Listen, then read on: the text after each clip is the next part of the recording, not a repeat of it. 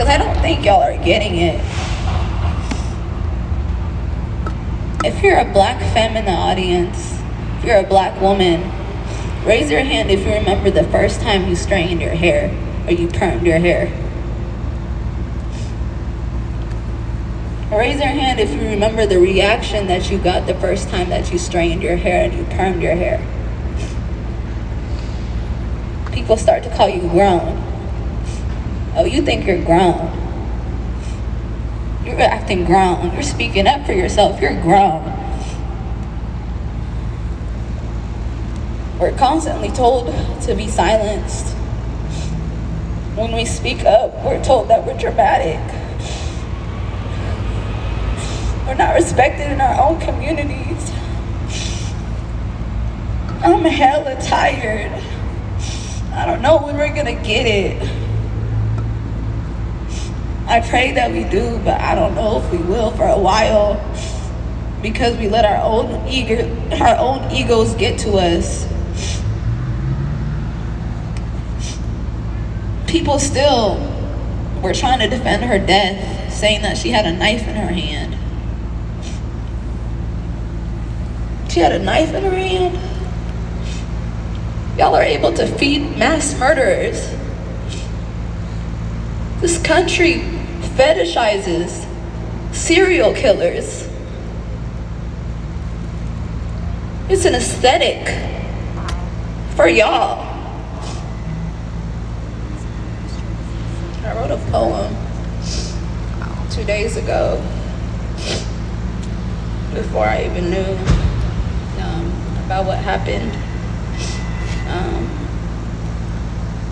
And yeah, I guess I'll be reciting that.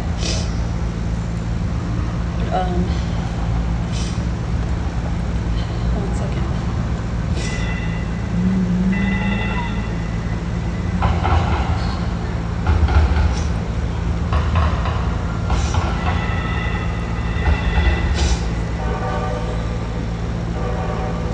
As the sun shines bright into my eyes, I realize the vast empty world that we live in. We are so complex as a people, a culture, a whole, one nation, but under what God do your people murder mine? Indivisible, but we are killed under the umbrellas of the so-called pillars of our community. Community ties that have knotted up and strung out to reveal our own community lies. We have birthed this country and lost our parental rights. We birthed this movement and got left astray, stranded, if you will. Black spirits, black souls, black children from black mothers and the strength that they hold, that we hold. We did this shit. We built this shit. We birthed this shit. You will respect us. Give us our flowers while we're here.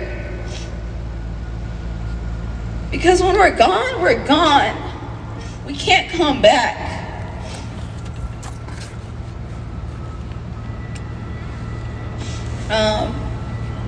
That's all I have to say, but listen to the black femmes that have a lot to say about their experience, about themselves, about the realities of this world, because we don't get to turn our phones off. Shit is real life for us. We can't ignore this shit. So next up, Araya will be speaking with y'all.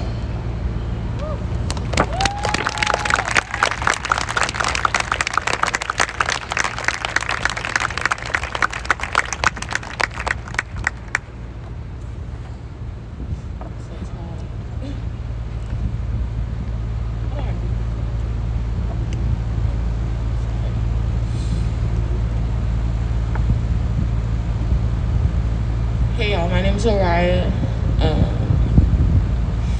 I just want to start off by saying how disappointed I am,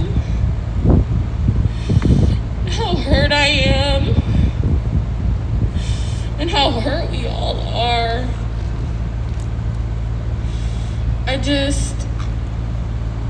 I'm at a loss of words, honestly. I mean, it's not a surprise. Like, none of this is a surprise to me. I just remember going on Instagram and going on my social medias and just seeing all these names continuously every single day since the trial. I've seen multiple names. And I just feel like y'all don't get it. White people don't get it. Y'all don't get it. This is our reality. This is nothing new to us. It may be new to y'all seeing these videos, but I've been seeing these videos since I've been in 2nd, 3rd, 4th, 5th, 6th grade. I've been seeing these videos. We've all been seeing these videos. Y'all are just now seeing it because y'all are deciding to pay attention now. Y'all have no choice but to pay attention. Y'all have no choice but to listen to us. Y'all need to listen to us because we've been hurting. I remember the first time I got the police called on me, I was in like 3rd grade for playing outside, for being a kid.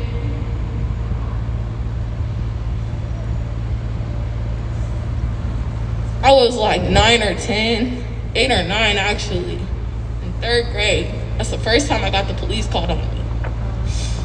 And I remember how scared I felt.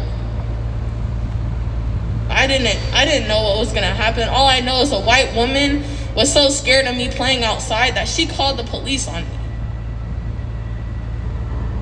I don't think y'all understand. This is normal.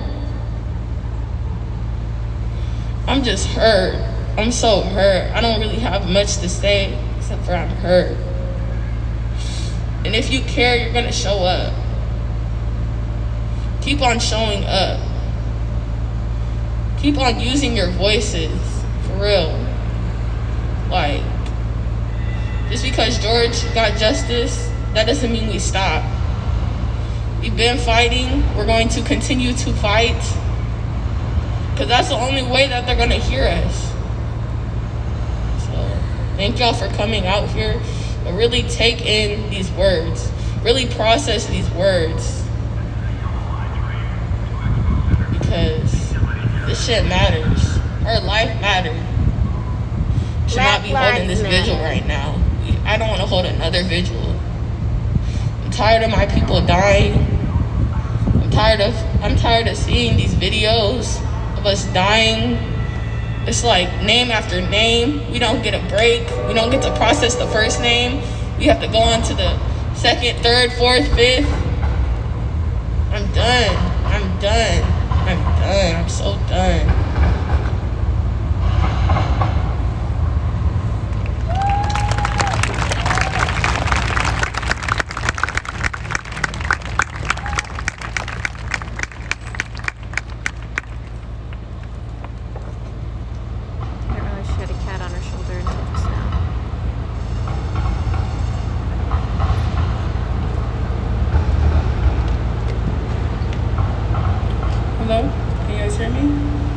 This is a vigil.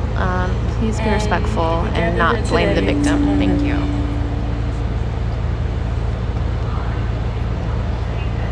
This beautiful black woman's life that was taken way too soon.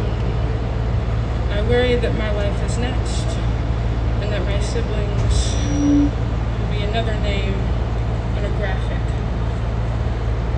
We bring candles, our sorrows, our condolences. Never once has that brought peace. And it's a sad thing. Black women are demonized from a young age until we die. And we are told that we are not enough. And then as soon as we are, we're too much.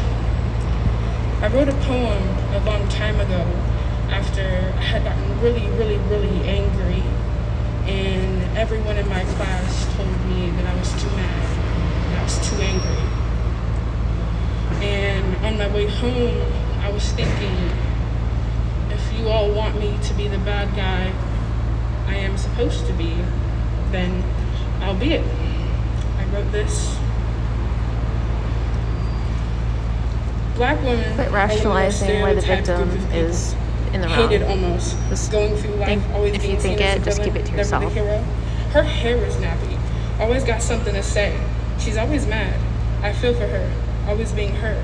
Her best features being demonized. I hope she's okay. Once, there was a black girl. She changed herself to fit in. She hated the person she changed into, but she still did. She never got mad or showed her emotions because she knew it would happen if she did. One day, someone called her a word. That word. So she got mad. She yelled, and you could see the fire in her eyes. From that day on, people hated her. So she said, if you're gonna hate me, I'll be me, and see if you hate me more. Sadly, they hated her more. They called her name after name. Each time she got mad, she was written as the villain. But she still loved herself. Her hair that goes to the sky and grabs the melanin, hoops that ding her from her ears and make her feel proud of her ancestors. Her skin that glows in the sun like a marigold. Her voice that speaks volume around the room. Her eyes like pools of honey ready to be looked into. Her lips big and full that people pay money to have. Her drive and passion like lightning. Her face shape that echoes that of a goddess. I love Black women.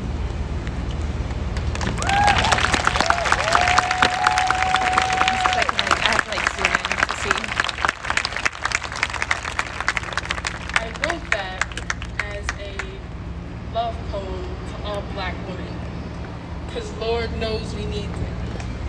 I wrote that in highlighting our best features, no matter what shade we come in or the size. And I've always said that we were demonized. We are always being put as the villain. Even now we hear a story of her being the villain. She had this happen. We make up lies to help ourselves with this story. Black bodies has never been seen as a sacred being, but yet another name that we get to put on a shirt, another name that we get to post on our Instagram story. People think because they say one thing in class or they do one thing that can cover up and erase an entire part of American history. Just because one thing isn't comparable to another doesn't mean one thing isn't bad. And I want to say to all the Black femmes here, you're beautiful. I love you so much. And the battle that we fight in this war that we are in with ourselves and other people and what society standards has given us is hypocrisy and stupid. So we mustn't fall and drink the Kool-Aid. I want all the white people in here to reflect on themselves and what they can do better to support Black people in their lives and to understand how sacred Black bodies are. Because when the police gets called on us for playing at a playground, having friends over, being out too late, being too loud, you and your friends can do all that times 10. I remember my teacher told me the first time he got pulled over, he's a white man, he opened his car door, he walked out, and he greeted the officer, hand first. And the officer gave him a warning that day for the traffic. My friend's mom called the police on me when I was in 4th grade for kidnapping her daughter. Those are the two comparisons on how a Black woman is treated and how a white man. We live in two different worlds that are parallel to each other. We don't want to recognize it because it makes us feel bad, makes us feel sad. It hurts our fragility that we live in. But we mustn't do that. We must respect Black bodies, understand how sacred they are, respect the ancestors that came before us, talk to our elders with respect, learn and retain as much knowledge as we can, and reflect on how privileged you are and how you can help others. And the last time I spoke, I said, we must love ourselves and love each other before we can have any sort of peace. I think that, in and of itself, is a lesson that many adults, children have yet to learn, and many people need to learn. I want to leave this with a thank you to all the Black women in the crowd and acknowledge that once again. And please put flowers, candles, and make sure you listen with attentive ears and catch a bubble, so don't speak. Listen, understand, reflect. Thank you.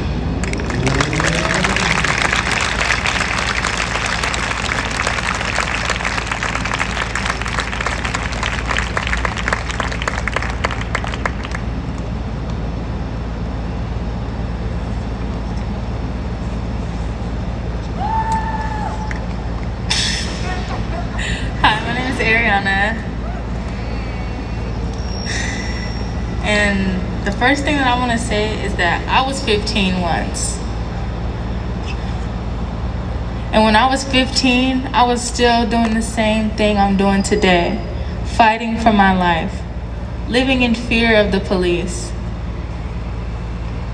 When I saw that video of that girl laying there and I saw her Crocs on the grass, if you know me, you know my favorite shoes are my Crocs. That broke me. I have cousins that will turn 15 at one point in their life. And I have to question every day if they're going to make it.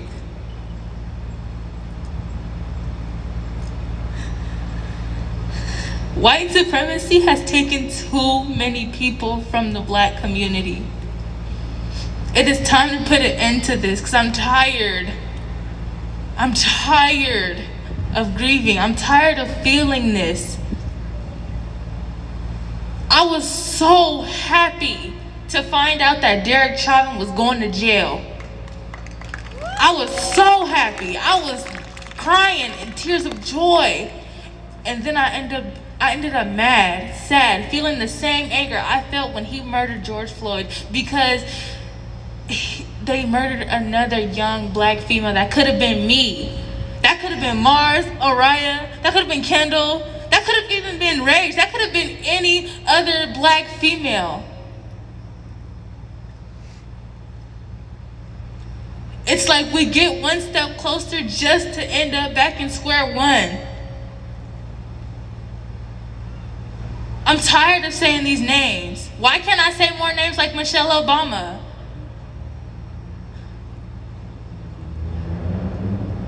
We need more legends. But this oppression is stopping us from making it. As a revolutionary, we have to build ourselves up so that we can make it to the top on our own, without white supremacy, without having to depend on the government for stuff. But we can't do that if we don't come together. If you don't recognize the white supremacy in yourself and your friends, then you don't want to change the problem. Like Michael Jackson said, you gotta start with the man in the mirror, and that's yourself. Start with self-reflection. Think about what bothers you. What do you want to change? What are you passionate about? Because it shouldn't be all on me. I shouldn't constantly have to tell you guys about my trauma and pain for there to be change. I shouldn't have to repeat myself constantly over and over again about how exhausted I am. I should be telling y'all about how joyful I am that we are getting closer and closer to justice. I was so ready to give my speech about how happy I was that Derek Chauvin was going to jail and how happy I was. 420 is a new holiday for me. But now, no, I'm standing here having to mourn over a 15-year-old. That could have been me. That could have been any other Black person here. Please just reflect on yourself, and please just think how you can change the world. Even if it might not be nothing to you, it could be the biggest thing in the world to somebody else. please get out there, help somebody. Anybody. And if you're helping somebody and it's really bad, don't call the cops. There's enough mutual aid for everybody. There's so much mutual aid. There's so many more answers other than the cops. If we stop calling them, if they stop responding to calls, they don't get paid. They don't get paid, they're eventually gonna have to start firing them. Burning all these buildings, breaking windows, yes, that takes away money from them, but that's not doing enough.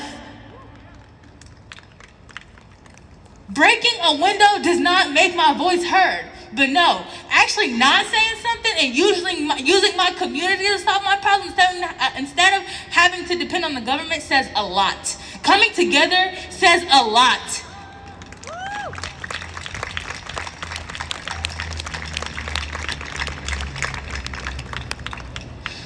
Like I said, I'm tired of repeating myself when I have to say these names. So please just do what you can to keep going, keep fighting for Black liberation, keep coming out. And please don't pick and choose what events you want to go to.